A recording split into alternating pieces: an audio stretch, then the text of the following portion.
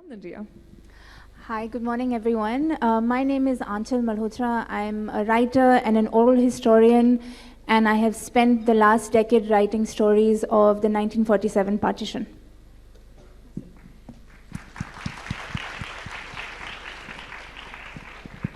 Hi everyone, I'm Supriya Paul. I'm the co-founder and CEO of Josh Talks, one of India's largest regional storytelling platforms. Is this working? Yeah. Hi, I'm Rhea Bakshi, and I'm currently a student at the Shriram School. I'm a Girl Up leader and a filmmaker. Wow, I feel a huge level of responsibility, but also gratitude in being chosen to moderate this panel. So let's start with Aanchal ma'am. Ma'am, you have focused through your work on documenting the lived experiences, particularly of women, in the context of the 1947 partition. So what made you start this journey, and what made you focus on this rather unique approach of approaching history and storytelling as a medium of recording these memories and keeping that history alive? Great question. I think the first thing to know is that we don't think about our past often enough. As people living in India that is modernizing quite quickly, we certainly don't think enough about partition, as say other countries impacted like Pakistan or Bangladesh do. When I was growing up, I didn't know anything about partition, least of all the fact that 4 of my grandparents came from across the border. And this was a big factor in learning more about that time period. But I think the larger trigger for me to understanding my role in writing these stories was how we think of the archive. We, at least for historians like us, the archive is something that's written down, and we find it in libraries. And this is another unfair form, I think, because it eliminates storytelling. It eliminates oral history. It eliminates the oral archive, which for countries specifically of South Asia is such an important form of how we retain our identities.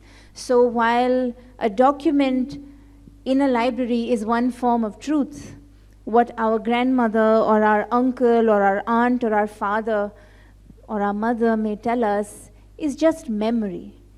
It's not really truth. And I thought that this was a very unfair way to understand the past, because it was the stories of my grandparents that really made me aware of where I was from.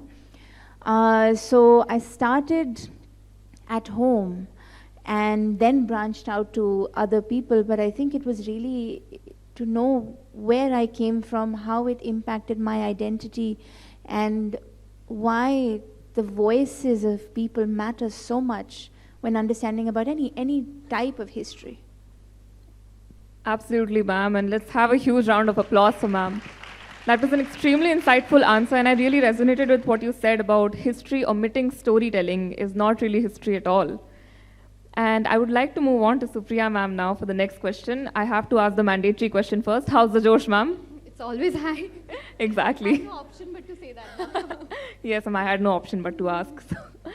So, ma'am, as the CEO and founder of Josh Talks, it's a platform that curates as well as shares countless stories of inspiration and impact. So, well, I guess in a sentence, what really is the Josh in Josh Talks? How would you define it in your own words? I think the Josh quite literally translates into energy, right? So when we started, and we were, I think, similar age group, 19 years old, the idea was that young people have so much potential, but there is no platform that's giving direction to that potential. And Josh as a word just came up because that's what we wanted to do. Infuse energy or drive in people to get up and do something out of the ordinary and live their life that way. What another funny story with Josh is, and I think it's relevant for this conference, that when I went for my first investor meeting, it was someone in the US, and they asked me, "Where is your husband, Josh?" So, so that's also another interpretation, but yeah, Josh stands for energy or the drive to be successful. Let's have a huge round of applause for ma'am again. And that shows us the power of anecdotes within the storytelling narrative as well. So moving on to Rhea now. Rhea, well, first of all, I'd like to just inform the audience. As I said, Rhea is a girl. And at Girl Up, none of our panels are ever complete without having a youth voice. And Rhea has done just that. She's in fact just returned from New York after having won an award at the New York International Film Festival for her film India's Treasures. So huge congratulations, Rhea, to start off with. And tell us a bit more about your film. What was the inspiration behind you starting this project? And why choose filmmaking as your mode of storytelling? Firstly, thank you so much, Saundarya, for the great introduction. I'm extremely honored to be here with such great panelists. The inspiration for the documentary started at my home. I heard my grandmother tell me stories about Jaipur. And in my frequent trips to Jaipur, I realized, and I saw silver jewelry all around me, I realized the importance to, delve deep into what my family's culture is. And along with that, I also realized the Prime Minister Narendra Modi ji's vision was of inclusive economic growth. So when I brought these two things together, I thought that the best way to reach a larger audience would be to create a documentary, a piece of media that reaches a higher audience. Great audience, I just have to gesture now. I think, Rhea, what you said was really relevant, especially the part about how your family's background and history kind of inspired you to choose this path, which I think is exactly what Aanchal ma'am was talking about how we should start viewing history as a platform to reclaim our own heritage rather than documents set aside in a library. And also at this juncture, I'd like to inform our audience that if you have any questions to ask any of our amazing panelists, you have the Mentimeter link, and we will be having some time left over at the end, hopefully, to ask those questions, so please keep them coming. And with that, I'd like to move on to my second question to Supriya ma'am. Ma'am, as a goalkeeper, as somebody who's passionate about using the Sustainable Developmental Goals, the SDGs, for creating actionable change, particularly in the realm of gender equality, can you share some anecdotes or instances that illustrate how storytelling can be used as a tool for change? Sure. I think the examples that I'll share are of our own talks that we produced on Josh, because that's where I have been able to actually tangibly quantify the impact. And these are stories of ordinary people, ordinary citizens who come and share their life journey. And 2 or 3 instances where I was left amused, and I'd like to share it with the audience here. One was this speaker who was the sarpanch of a small village in Rajasthan called Piplantri. He came and he shared his story on Josh Talks Hindi, and the story was that for every girl child that was born in his village, he would plant a tree. It was a village where, of course, female feticide rates were incredibly high, and the female was not the first option for the choice for the family. What happened as a result of that story going viral on the internet is that village now is the largest forested village in our country today. So imagine the rate at which women were born and accepted. So the same model was then adopted across 12 other districts within our country, and that led to a movement which is now, a national movement. He also won an award recently from the Prime Minister. So that was the first occasion at which I realized that, when we talk about gender justice, it can actually result into an action based on the way that we tell our story. The second was for a different audience set, maybe for an older age group of women, which was the story of Komal Ganatra, who's a civil servant now. She was left at the altar by her husband when she was, I think, 22 or 23 years old. He fled to Australia, stopped picking up her phones, and never came back. At that stage, she wasn't extremely, well-to-do or in a state where she could get some form of formal employment. And she decided to use that frustration and the energy that she had towards studying for the civil services. She ended up cracking the government exams and now works in the Ministry of Defense. That woman, now wearing a uniform, sitting at the Ministry of Defense, has become an inspirational story leading to hundreds of women now applying for the civil services. So often when we have our own stories to tell, we think that we shouldn't put ourselves out there in the world. People are going to judge what's there to learn from my anecdote or my experience. And that's the hesitation I think we all as women share more than men. But through these examples, what I've realized is that even if there is one part of your story, even if it's that one sentence or one hook that can resonate with an audience, there is tangible impact to be made. So every time that you feel like your story is not worth it, I want to become bigger, I want to become more accomplished, or I want to reach a certain level, don't think like that. Just get up on a stage or now use social platforms and share your story, because someone sitting in a remote town or village across the country is going to be inspired and turn that story, that, you know, that learning into action. So yeah. Absolutely, ma'am. I think the power of sharing is very central to the entire concept of storytelling. And as you said, there's no story that's worthless. At any point of time, every story has its own value. It's highly individual and unique. And with that, I'd like to move on to my next question for Aanchal, ma'am. Ma'am, similar to my last question, you've used material memory as a tool for not just reimagining our past, but also to capture stories that were hitherto untold, stories of hope and faith and courage.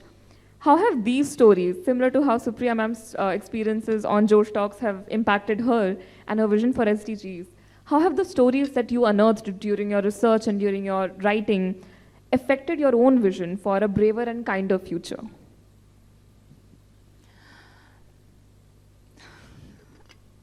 I have been listening to stories of people for the last 10 years, and they're not the kinds of stories that we live today. They're stories of immense trauma and periods of unthinkable suffering. And to voice those stories or to form vocabulary around trauma is very, very difficult. Sometimes vocabulary is not always spoken. It is gestural.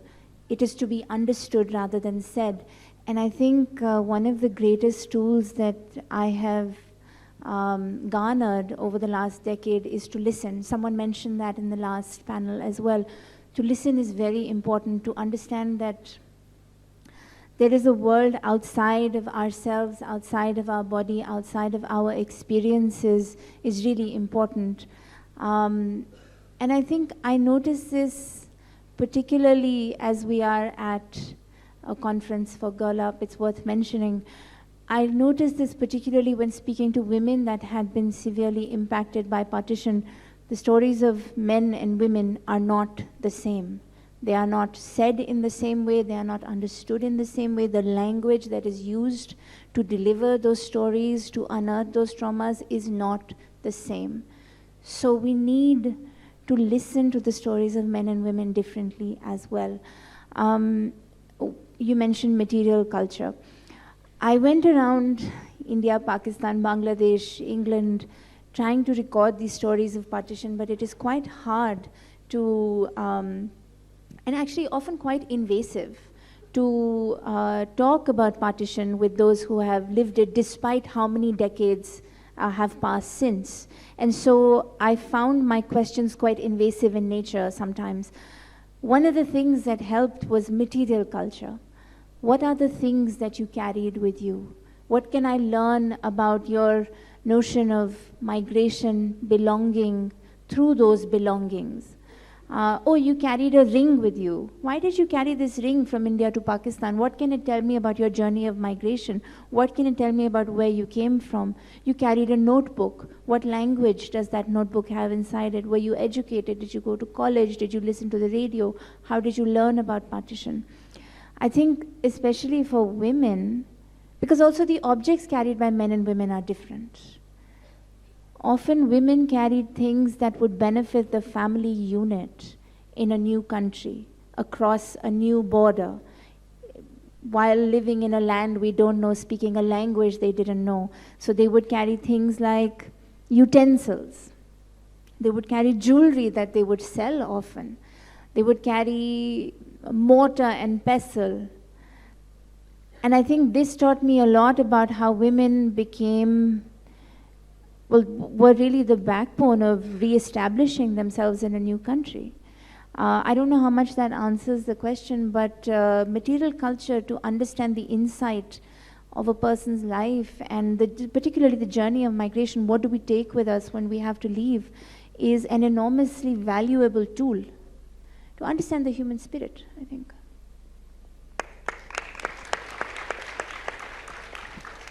Absolutely, ma'am. I think your point about storytelling not always being verbal, and about how not just material culture, but the stories behind those material objects and the sentiments they carry, the value they represent, all of those, it's a world of its own.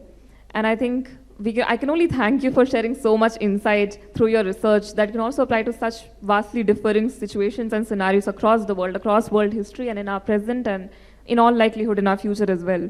So thank you, ma'am. And Rhea, I'd like to come to you now. I want to ask you a little bit more about the importance of filmmaking in creating an impact. So the award-winning director and journalist Sharmina Vechinoy, she once said that the power of documentaries is not just in their ability to inform, but also to inspire. So in lieu of those words, how do you think, through your own experience as a young filmmaker, how do you think filmmaking can be used to create actionable change? So firstly, I would like to say that filmmaking wasn't the first thing that I tried. I tried to write a research paper on the topic of empowering Indian artisans, and through that I realized that a paper was not enough to make a change. What I did gather from the paper was that the number of women artisans in India is more than number of male artisans in India, which also led me to think of a very ironic thing that, the producers of the silver jewelry in India are women and the consumers are also mostly women. But when I say the word artisan, what comes to the mind of another person is a man. And this is an aspect that I covered in my documentary and is something that I wanted to take forward through it. Now, the impact of filmmaking. As a child, I was always very inspired by watching movies and TV shows, and I was really, I used to connect with the characters. What I wanted to do with the documentary was take forward a vision, my vision, and make people connect with the love and understanding shown by the artisans in the documentary. And I think a documentary or a visual media transcends anything that a research paper could ever convey to the people. And at the end of the day, I just wanted to inspire people and inspire girls to make their voice heard through whatever media, whatever form of media they want, but just to inspire them and make them feel like their voice is heard and is important.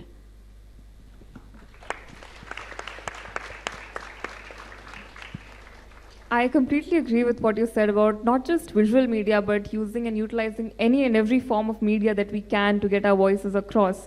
I think, again, your background of writing that research paper, it probably gave you an informational background, but then it also made you realize that in order to create real impact, we need to go above and beyond that. And again, I think it connects to what Aanchal ma'am was talking about how history cannot be relegated to libraries and archives, what Supriya ma'am said about people coming forward and sharing and having the courage to share. And I'd also really like to appreciate the point you put about centering the voices of artisans themselves, because I think a lot of times in conversations when we are representing a marginalized community, especially one that you mentioned where not even the image of an artisan comes as women in our minds, I think it's really important to make sure that the voices that are centered are their own and they can represent their own stories. So thank you, Rhea, for showing such maturity at a young age, first of all, and then also for coming out here and sharing it with us. And I'd like to go forward to possibly our most awaited segment of this panel, which is advice for young girls, what you would like to share through your experiences. So I'll start with Aanchal ma'am. Ma'am, you mentioned in an interview with Hindustan Times, I believe, that the image of a historian in public consciousness is typically that of a male person and an older person. But history is no longer a male-dominated exercise, and neither can historians be typecast into a single age bracket. So I wanted to ask, and I'm sure we are all curious to know, that in your experiences as a historian, have you ever observed instances of disparity in terms of treatment that you have received as compared to your male peers? And if so, how have you navigated such situations? How have you responded to them? And what is the advice that you would like to pass on to all the young girls watching and listening right now, those out there who want to chart their own narratives in history or tell their own tales? Yeah, I have many stories like Josh, your story. The most common thing for me is when I arrive at any conference or speak at a panel, people are always very surprised as to how young I am and the fact that I'm a historian. And maybe a young historian is an oxymoron, but it's more common than you think. And I really think it's very important for people who are reading your work to be from the same age group as you. You are writing for your generation. I know that I am writing for my generation. One of the largest pieces of advice that I follow when I write anything is to write for the future. because no one left anything for me. I had to unearth with great difficulty the stories of my ancestors that were often unverbalized, and I had to give words to them. To sit with people, to listen to their story is a very vulnerable and sort of an act of great privilege.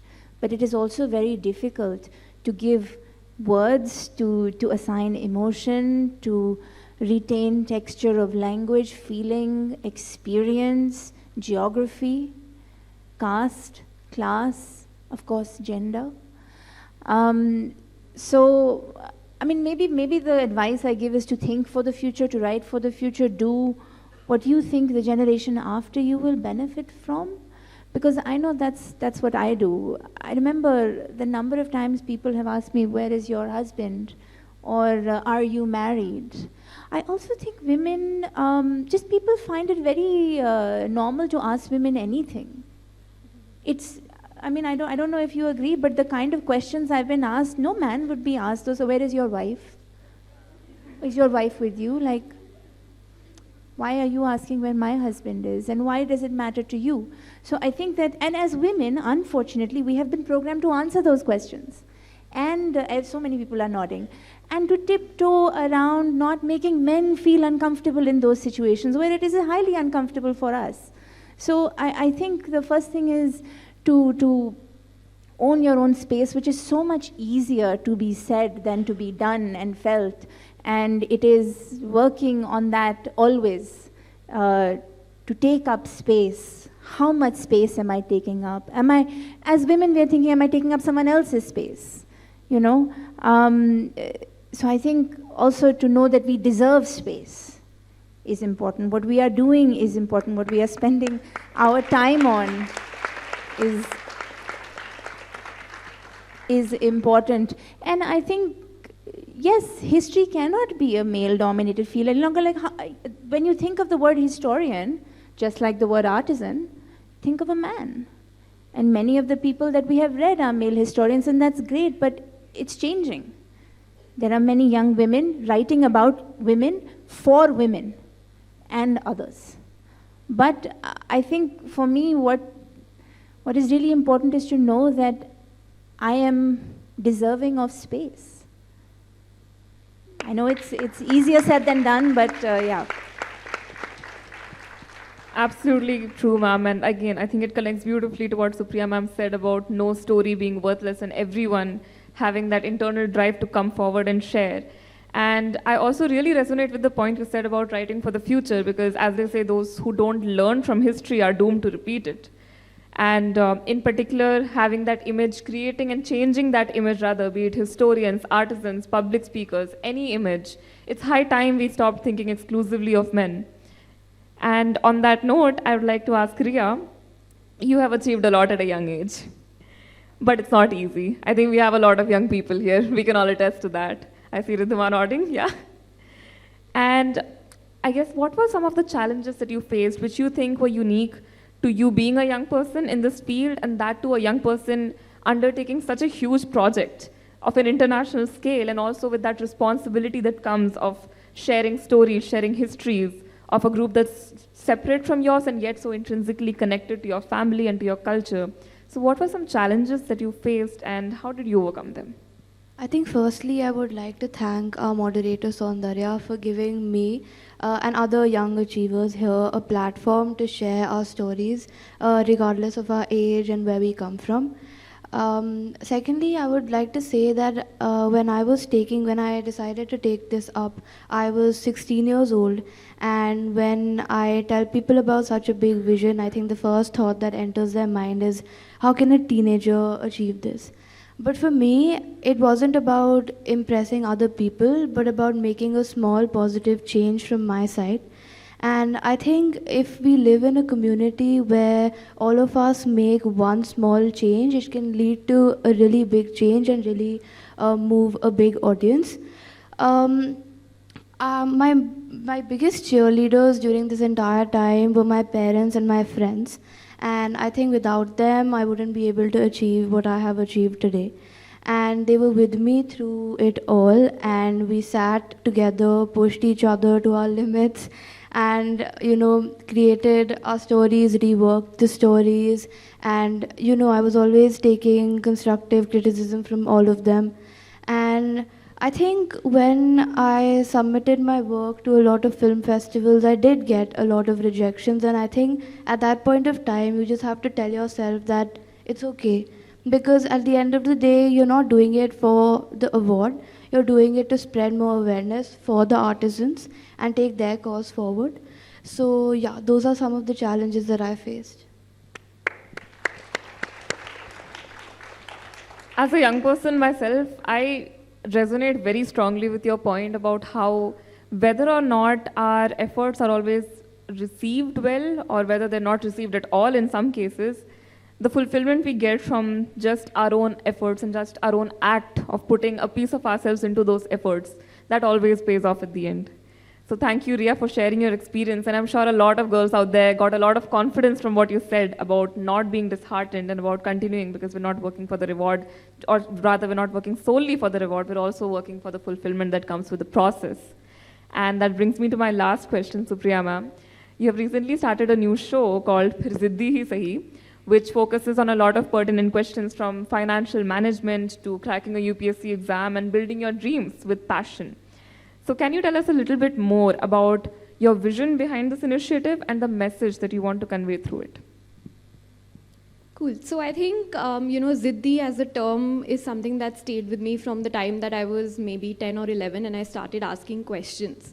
And I was one of those slightly annoying kids who liked to question everything that was happening in the household, everything that was happening in the school, everything that was happening in the community. And every time I would raise a question, someone or the other would come back to me and say, "Ki tu kitni ziddi hai? Don't be so stubborn. When the time comes, you'll figure out all these answers." And I realized that over time, the same questions that I had at 10, 11, and 12 have still not got answered yet. There are still some background, there's still some conditioning that hasn't got solved. So the idea behind the show really was that can we get a group of young girls in touch with their role models, girls who are ziddi, who are stubborn, who are opinionated, who want to do well in their life and want to ask questions, and get a platform for them to ask their questions with their role models directly. So it started off with that simple idea, and honestly, we didn't know that we would be able to get so much traction so soon, and that led us to realize that this is a bigger problem that we need to think more deeply about to solve, and just one video conversation is not going to do it. But yeah, I think for the first few episodes, we of course had more renowned people coming and sharing their story. Dia Mirza, who's going to be here in the evening, was there as well.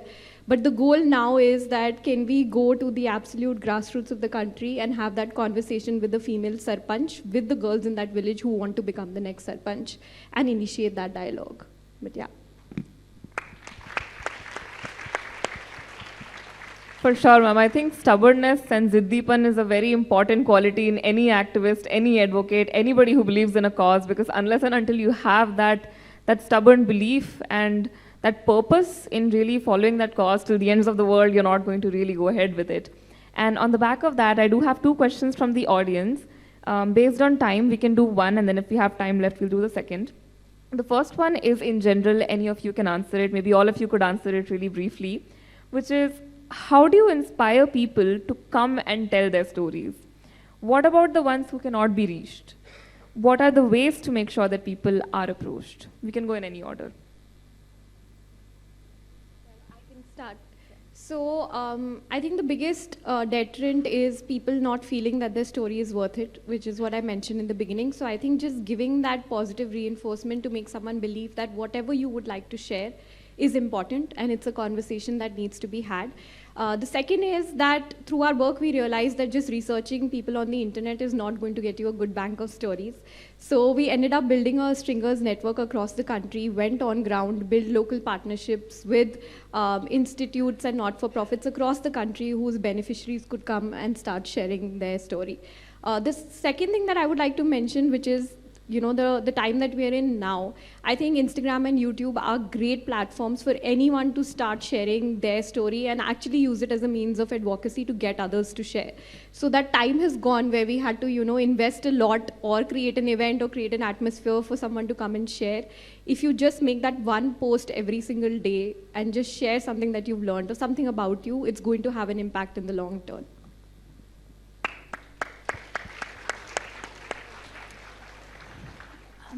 I guess for me it is the ethical form of storytelling, because the kind of stories I collect are not just everyday things, but they're moments of great vulnerability. So to let people know that the manner in which they tell the story is the manner in which the story will be told by me as well, which means great transparency in transcribing interviews, writing, sharing the final piece with them before it is published anywhere. It is a very collaborative effort for me, especially since I am translating across various languages, often to English. So to be transparent and ethical in my storytelling and to let people know that I will not misuse or malign their words, particularly since I write not just across gender lines, but also across nationalist and religious lines. So a story from Pakistan may be quite different from India, quite different from Bangladesh, quite different from someone in England who's witnessed partition. But even if I may not agree or adhere to the same notion that they are talking about, the story will be told in the manner that they have told it to me.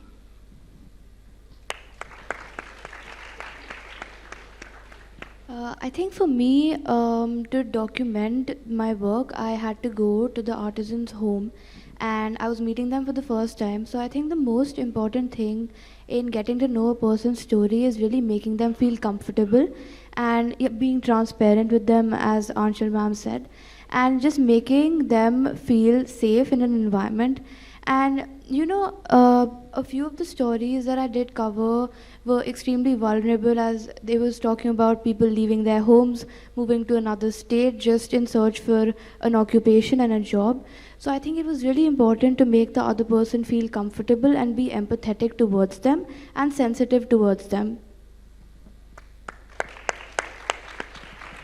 Thank you so much for all your responses. I think in a very brief period of time, we covered 3 very significant and crucial aspects of storytelling. Supriya ma'am talked about helping storytellers break their shackles, their inhibitions, to come forward and share. Aanchal ma'am talked about transparency, which she also mentioned, and also about the importance of keeping the faith in a story, about respecting the voices of the story. And on the back of that, we have one last question, which is, I believe, to Aanchal ma'am specifically. We have somebody in the audience who is a Punjabi themselves, and the question verbatim is as follows. As a Punjabi myself, I've heard many stories about 1947. I would love to hear from an expert about an unspoken reality of the actual scenario of women during 47, especially the ones near the borders. So maybe, ma'am, if you could share one particularly impactful story that you came across. Okay. I was in Jammu in 2018, and I was recording specifically stories of Hindus and Sikhs who had come from a town called Mirpur, which is now in Pakistan. And the violence of Mirpur and surrounding areas during partition was kind of unprecedented but also unthinkable. Stories of abduction, rape, gang violence, anything that you can think of were the kinds of things packed into the stories of a single family sometimes. And these were stories that were consistently traumatic. So I remember going to visit an old woman. She was old and she looked old. And I wanted to know about her migration from Mirpur. She came to India in Jammu. And her son was sitting with her. And I remember, and she spoke Patwari. She was of Punjabi origin, but she spoke the language Patwari, which is similar to Punjabi, but it's not the same. And I am not so great at grasping it, so I was listening very, very, very carefully, because it's sort of like a language where all the words kind of bleed into each other, and it's a very fast language. Speak it very fast. And so I was told that this woman was abducted and kept for a certain period of time inside what had then become Pakistan, and I wanted to know more about that. Obviously, keeping in mind that it is a difficult topic to speak about, I didn't know what I would receive. I arrive at the house, I'm sitting in the room, it's very dark. There's just very, very little light. When the woman comes in, I see what she looks like. She's very old, she's sort of hunched like this, she's very thin. And she's wearing 2 necklaces that she keeps fidgeting with. So she's nervous. She knows why I'm there, and her son is sitting with her. And so I start. And I don't really go in with an interview, like I don't go in with a questionnaire. I believe that you listen to the person, your question is born from what they've said, you're in the moment, you're paying attention to them, you're listening to the words that they are saying. So I say, where were you born? She answers, how old were you at the time of partition? She looks at her son. And he says, yes, you can answer. So she answers, she says, I don't remember how old I was, but I know I had a son that was 1 year old. Okay, this is not the same son who's sitting in front of me. I said, what happened at the time of partition? She looks at her son again. He says, I said, can you tell me where you were taken? She looks at him. Can you tell me how long you were taken for? She looks at him. He says, okay. She says that I was taken for 6 months before I was retrieved. And now she gives me the name of the month in our local Hindu calendar. No, it's a Sikh calendar that she's referring to. So she gives me the name of the month. And later when I calculate, she gives me the name of the month she was taken and also when she was retrieved. It is approximately 1 year that she was abducted for, not 6 months. And what she is allowed to tell me, and I use that word really carefully because obviously her son is dictating what can and cannot be said, is the fact that there were many young girls with her, and what kept her going was the fact that she had her son with her. So she says there were so many young girls, some young enough to be my children, wherever they were taken, wherever the abductees took all these women. And then I want to ask more. I want to know what it felt like. I want to know when she was retrieved, what her experience was at home, because often, as we may know, with abducted women, they were not even accepted by the family that they were returned to in either India or Pakistan, because now their reputation had been tarnished for, again, no fault of their own. This is something that you were talking about in the earlier panel as well, how the victim is victimized further. So I'm asking all these questions, and I'm trying to kind of gauge the threshold of my questioning. And now this man says, okay, no more, done. And he gets up very, very abruptly, and he expects me also to get up very abruptly. Because these are questions that he thinks are shameful. They bring shame to the family. And I'm panicking now because I want to know more. So I want to spend more time with this woman. So I say, actually, can I photograph her? Can I photograph her? And he says, no, she doesn't like to be photographed. Her skin is like, it's filled with wrinkles. It's really beautiful to me. But he doesn't want her to be photographed. He doesn't want her face anywhere. So I say, can I photograph her hands? They remind me of my grandmother. Can I photograph her hands? So he says, fine. Because what can hands tell you? So we go into the courtyard where the light is there. And I say, can you show me your hands? She's walking very, very slowly. She sits down. And she's humoring me by showing me her hands. There's wrinkles. It kind of, your grandmothers where they lather Pond's cold cream every single day, so their hands are like butter soft. She has hands like that. And I'm photographing her hands. It's such a stupid activity, really, photographing her hands because I can't record her voice. And then all of a sudden, she holds my hand really, really hard, and I can remember the touch still. And she says to me, there was a letter. Now her son is not around. She says, there was a letter that came for me. After I returned to Jammu, there was a letter that came for me, and it had my full name on it. And I was so scared. Because what if? What if it was the abductor? It had my full name on it. And I wanted to tell her that it could have been a bank slip. It could have just been, I don't know what it could have been. But she says, what if it was them? What if they'd found me? And I don't think that I have ever felt this kind of inherited fear that I felt when she held my hand. Fear can linger in the body. It can be inherited. It can be passed down. It is a very real thing. And 68 years after being abducted, she remembered the moments. She remembered the trauma. She remembered the fear she felt when she had received a letter with her name on it. So these kinds of experiences, these kinds of stories, these kinds of, I don't know, these unthinkable experiences, they live in the body. And it's a great privilege to be able to record them. I know you asked something about being Punjabi and border towns, but it was a very important story for me to record. So I hope that I've answered your question.